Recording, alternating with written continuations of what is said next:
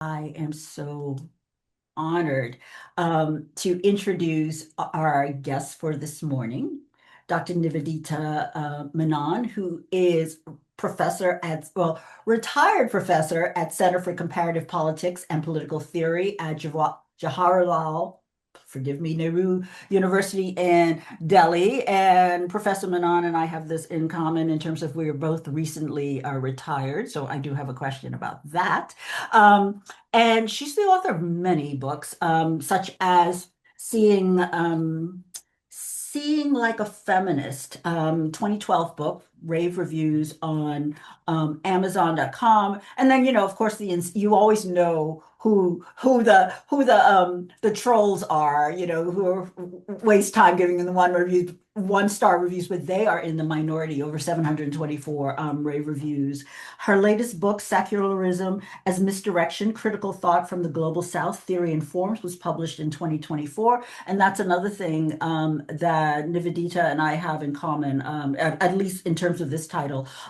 I always say I've never met a short title that I like. And so when I read this title, I was like, oh, yes, this is something I would do. Apart from her research papers in Indian and international journals, she has a variety of other books that you can read about on our website. She is also a regular commentator on contemporary issues on the collective blog Kafila online. And she's one of the founders of that blog and active in democratic politics in India. And on Kafila, you'll find such delicious titles. I love a delicious title. There was one I found called Imperial Ejaculation. I was like, okay, I like this. I think, however, that what her students have written about her in their statements of solidarity, and I'll stop sharing this now, really, really capture who Nivedita, she's asked me to call her Nivedita because that would be otherwise very difficult for me. Who she is, when she's been the victim of sort of media attacks and so on for her political activism. And so, for example, in response to she was a victim of police complaints for her activism in 2017. Her students wrote of her in solidarity. Professor Nivedita Menon is an inspirational figure. She is a consistent articulation of conscience and an abiding commitment to the ideals that our freedom fighters envisioned for our nation. And so we are absolutely just thrilled and honored to welcome Nivedita Menon. Welcome and good morning. Thank you so much. That was so generous and kind. Thank you. I'm very excited to be here. Wonderful. So I I'm not sure when I first encountered Is Feminism About Women, a critical view on intersectionality from India. I was trying to think, but God, my memory's not what it used to be. But I think I must have read about it was cited in a Surma Bilge paper, I think, and I went and found it, and and I read it, and I described my relationship with this article as sort of love at first sight. It is really one of my favorites for so many reasons and so I have lots of questions that we're going to talk about. But one of the first questions that I always ask our guests is to tell us what they've been thinking about or grappling with in their work or their activism or their writing. What have you been grappling with these days? Well, as you know, as you mentioned, I retired in November, and I was hoping to slide into a phase where I would be reading non-instrumentally, if you know what I mean, because Oh, I know exactly what you mean. we tend to read to write a paper or to teach some particular course, and I have some ideas that I would like to explore. I hope to do that. But what happened since November is that because I'm not teaching, I accepted a whole lot of other invitations to speak and write, which I might have said no to had I been teaching. So I've ended up being busier than I was when I was teaching, which is not at all healthy. So I would like to take some time uh, when this set of commitments are over. What am I thinking about? I have actually three kinds of things that I'm thinking about.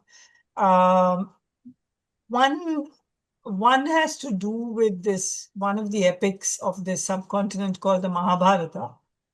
And there's a lot of really exciting work on the Mahabharata by feminists and by Sanskritists and so on. And I have a feeling that I have a tiny little hook into that material. I don't read Sanskrit, so I would be reading it in translation. Tiny little hook into that material, which would tell me something about the way in which Hinduism has developed. But so I'm saying this at the bottom of a very high mountain. So I'm expecting to read for maybe years even before I'm able to write a single word, but that's one of the pleasures of being retired. The other, completely, it might seem disconnected thing, I want to read more and learn more. So all this is about what I want to learn about now and be a student about, is data capitalism. Again, which is completely different from the Mahabharata. And there's so much exciting work. And actually, some of my students have done their doctoral work on data capitalism. And I've learned so much from their work. And that's something I want to think about. And the third thing, which is a shorter project, is smaller. I expect a small 25,000 word kind of little book, is to think about nudity and clothing and the complicated ways in which they play out over the globe. I mean, we can talk about it more if you like. I haven't, but that project I'm a little bit halfway into. That's more, I'm more familiar with that, unlike the other two where I'm standing at the bottom of the mountain. Yeah, that really is not what most people think about when they think about traditional retirement. But I'm fascinated in each one, and of course that's my story too, right? I also had the fantasy slash delusion that I would be reading just for pleasure, and like you said, not instrumentally. And so yes, I hope that we can talk about some of these. But as we're just at the top, what exactly I'm imagining, I don't think I've heard the term data capitalism. I can imagine what it is. How do you describe it? So, data capitalism, as I understand it, is the way capitalism is functioning now, as it has been for some decades, but we are in the thick of it, is where the raw material is data, as in our data, the way it feeds into apps, for example. Now, what is interesting about the way in which this data is gathered and deployed is that, again, as I gather from the literature that I'm very superficially familiar with, as I do want to say again that data capitalism is not my field. I Mhm. want to enter it. So what I've learned from very superficial reading and my students' research work, this term prosumer is used in the scholarship in the field. So that is you and I and all of us right now are being prosumers. That is, we are producing data and consuming it. That is, we are producing data by simply being present in this space. Our data is being harvested by all these apps. But we're also consuming it, as in I'm listening to you, we're learning from each other. So what I find fascinating about data capitalism is that unlike traditional capitalism, the prosumer part of it involves our joyful participation in the production of, for example, what we're doing now is something joyful. Yes. When I look at cat videos, it's joyful. When I try to find my what my niece is up to, that's joyful. So or so what happens is that I mean, social media is used for mobilizing, for good things, for bad things. So it's something that we can't do without in a way. But those of us who are prosumers are part of a system in which we're joyfully giving up our data. There is, of course, another element to data capitalism, which is more like traditional capitalism in that it's violent and appropriative, which has to do with, for example, the infrastructure required to store the data. Now, Yes, yes, yes. this is something, that I've come to learn actually only, let's say, in the last few years, that there are huge uh, buildings that store data, which consume water and electricity. It is That's right. so ecologically unsustainable. And it's being driven out of the US, I understand. I mean, there's a lot of, Yes. guess where they're coming? To us, right? They're Yep. coming to us, they're being welcomed, and it's being seen as a sign of progress. So yeah, that's that's data capitalism from my end. I won't say that's data capitalism in brief, because I doubt that I've given a decent picture, but this is how I understand it at this That was stage. really helpful for me to understand. And I'd never heard prosumers before. So thank you for that. That's not my So, term, of course. It's in the field. It's a term from the field. Sorry, okay. yeah. So I want to ask you about this article of yours that I love, is Feminism About Women. And my first question is like, what's the story behind this? Like, so for example, there have been articles that I've written because out of anger or out of like the one that comes to mind is I wrote this piece. It was during COVID.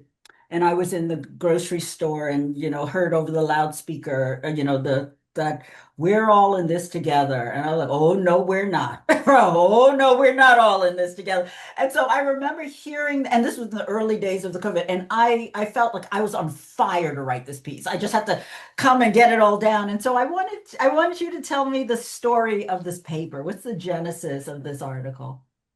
That's a really lovely way to pose the question. What was the emotion behind this paper, right?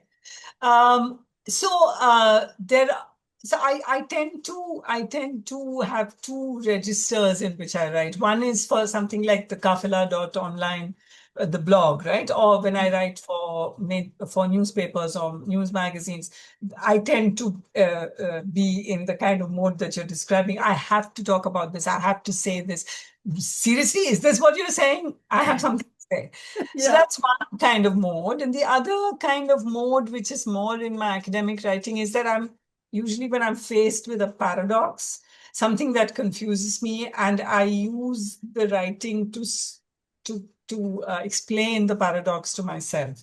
So before I come to the intersectionality paper, for example, how I began my PhD work in another lifetime was because of discovering that, and of course, I did my PhD after I'd been teaching for a while. I didn't follow the usual, so I wasn't that young. I mean, I'd been around for a bit. But I discovered that amniocentesis tests were being used to determine the sex of fetuses, and they were being selectively aborted if they were female fetuses, because India has a very strong son preference culture. So feminists and the women's movement were obviously angry, and the initial responses were along the lines of restricting access to abortion. The kind of language and the kind of ideas that were being used were very similar to right to life, the kind of anti-choice kind of arguments in the US. Whereas in India, we've never had that kind of a debate. Abortion fits into a kind of population control kind of logic, and so it's never been an issue.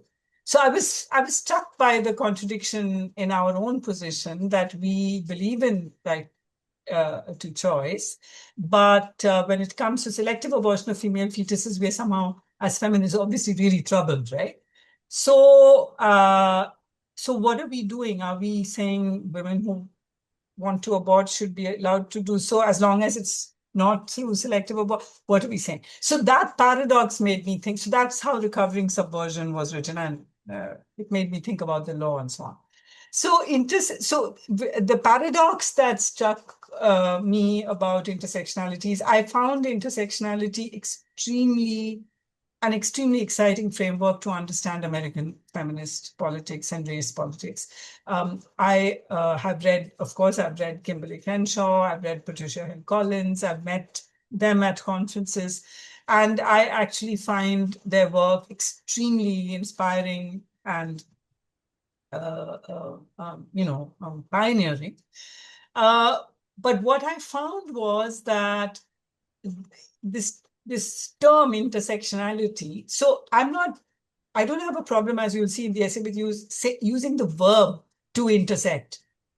But intersectionality becomes a kind of a frame, which I found in India was coming in not through academic or scholarly channels, not through activist channels, but through NGOs, which are which are funded. So there's a certain kind of a way in which the funding came with a framework.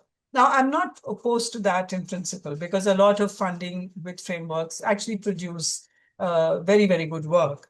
But I felt that, so let me just stop my response here, because I'm sure you'll have other questions. What was the mood in which I wrote it? Very reflective, very thoughtful. I'm very concerned that I should not be disrespecting the framework which has been so meaningful in the American context. So I really tried to do that, and to say that that perhaps, so I was at that point beginning to think about what it means to think from the global south. And so the book with the long title, although Theory Informs is the series, it's come as part of Okay. Okay. that series, but it's still a long title. You're right. I No, tend but to. let me just interject that the reason the theory and forms caught my attention is I'm someone who always has a colon and then and an M dash and then wants to put something else. And so I thought, oh, this is creative. I hadn't thought about a parenthesis after a colon. So that's why it caught my attention. But Yeah, please continue. that's not me. I But understand. yeah, long time. My titles tend to be like abstracts of my entire book. I don't know how to write a short, pithy title. I really envy people who do. So finally, last couple, 2 years ago, I published the book called with the subtitle "Critical Thought from the Global South."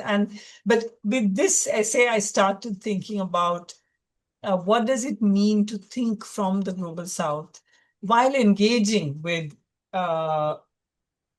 feminist thought globally. So yeah, so I would say that was the mood. That was the mood in which I Mhm. wrote.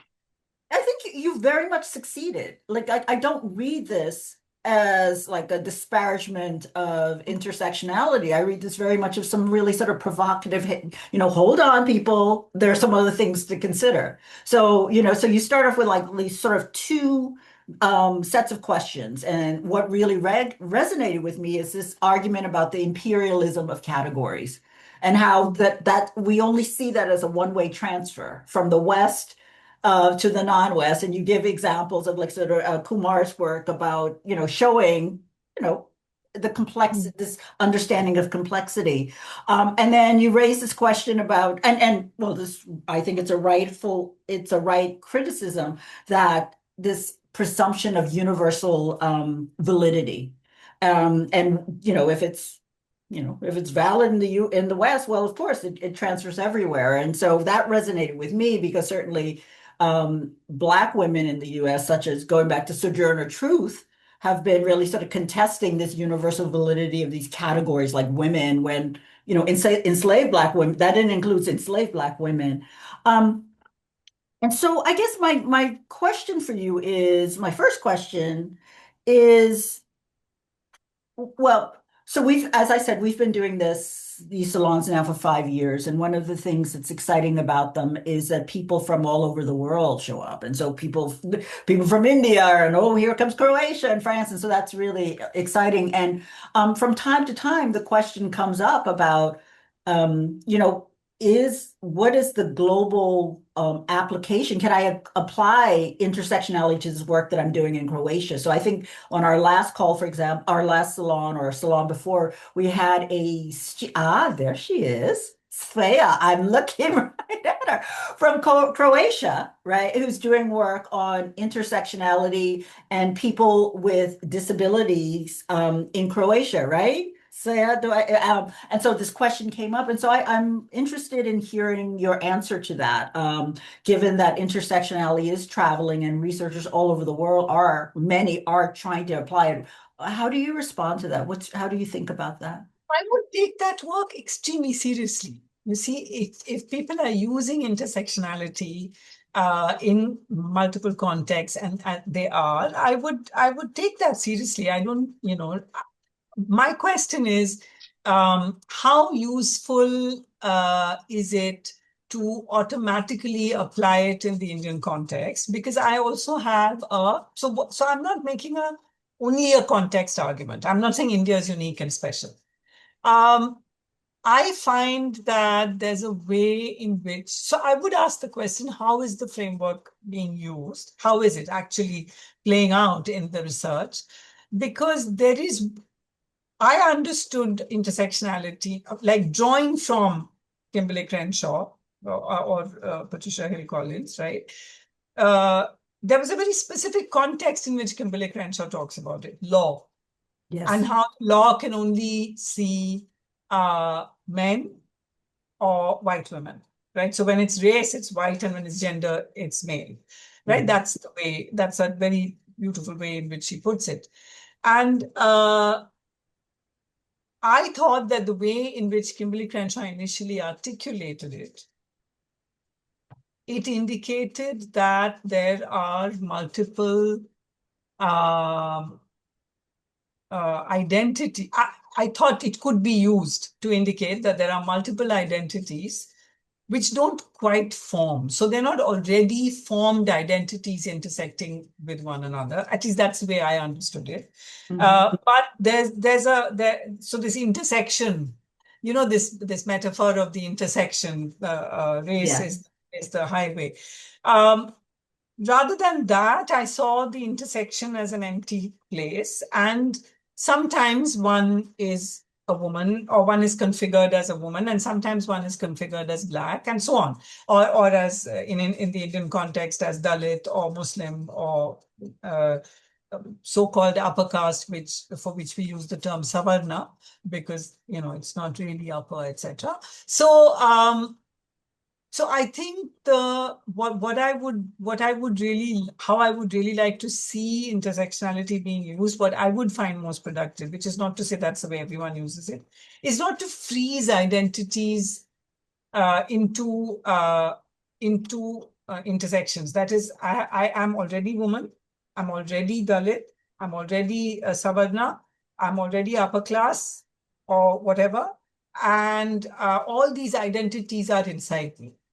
Whereas I think intersectionality should be leading us to thinking that there are points at which I am configured as woman and I respond to the call of woman. So I mean, if I could use the idea of interpellation here from Althusser, right? When you're hailed as woman, you should be able to you might turn around, but you might not. So if you take the way in which, let's say, the mainstream women's movement in the US hails Black women as women, and Black women in many contexts are saying, no, here we are Black, not women in this particular context. And that could be said about many, many examples and instances in India. For example, I talk about the Uniform Civil Code debate in which Shabano, the woman, could not be hailed and interpolated as a woman. She was Muslim. She eventually, I mean, the politics of it made her Muslim more than. So I guess I would like I mean, I don't use the term intersectionality, but I understand what it's trying to do as this. However, very often intersectionality tends to tends to present itself in terms of multiple identities, multiple oppressions. I'm this and I'm that, and I'm a double load of oppression, triple load of oppression. And if that's the way we are using intersectionality, I don't see what it's giving us. Whereas I don't think that's the way in which Crenshaw used. So, I mean, of course, I don't know other people's work, and I'm not commenting on anybody's actual work. But let me put it this way, that I find intersectionality more exciting when it's treated like this, rather than when it is treated as a way to say, ultimately, this subordinated identity is overwhelming, in which case, or overarching, in which case I don't see what intersectionality is giving us. I see parallels in your work and in this article with Nir Yuval Davis's notion of situated intersectionality and the importance of being attentive to local and temporal, spatial.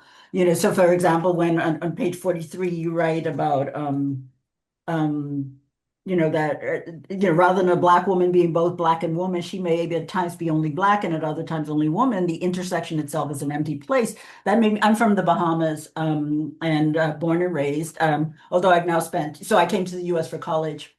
And, when I first read that, I was like, oh, but wait a minute. But of course, when I go to the Bahamas, which is like, 99% black, the woman part is really quite prominent because when you're from a country where everybody's black, that's not important in that context, unless it's in the context of our sort of post-colonial history and the fact that we have many white expats who are very wealthy and very segregated, and so that's when we're having those conversations, and so I was really struck by that, and then it's sort of like Isabel Wilkerson, who wrote the book Caste, which I want to talk to you a little bit about Caste.